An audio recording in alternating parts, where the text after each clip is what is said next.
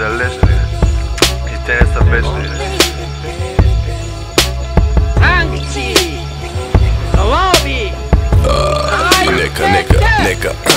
Нека почна на чисто, нека някой да ме похвали. Моя кичур грее златисто, питам кой ли ще го погали. Да се върна вече едва ли, стискам зъби, търся причина. Главоболията ще минат, меланхолията почина.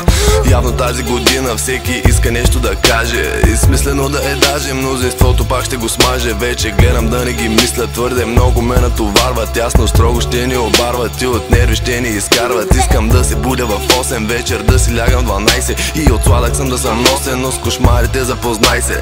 Пак за кой ли път стотен, през нощта събуждам се потен. Може често да съм самичък, но не съм се чувствал самотен. Имам всякакви мисли нелепи, но ги гоня, щото са вредни. Питай ме дали ми се цепи, ще ми видиш пръстите средни. Бах ти, нека да си втълпяват на децата, че са полезни. Може би това заслужават тревоманчета нелюбезни. Звездни мигове ли ги чакат, махат чисто новата маска, а отдолу виждам лицата, които моят чеп ще отраска. Знам, че ви звуча детски, от студено става горещо, като видя приемни светски и усещам нещо зловещо. Може би е заради грима, който леко мазно се стича, и за мен това е витрина, към която с камъни тичам. Но все пак това ме привлича, общността им пак е сърдита, въпреки че аз уважавам стойностната част от елита.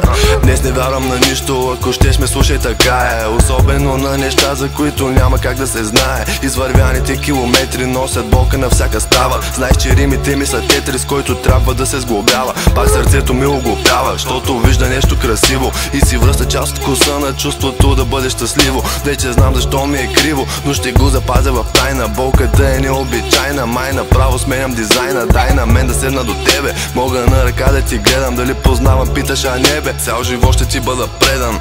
Виж звездите далечни, май те дори не са вечни. Някои мислят, че ще е в тяхна полза, ако са безсърдечни.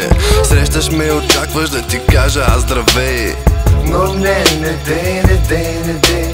Искаш да влезеш в обществото като злодей, но не дей. Мислиш, че да гледаш новините е окей, но не дей. Готов се да заложиш, че синът ти не е гей, но не дей.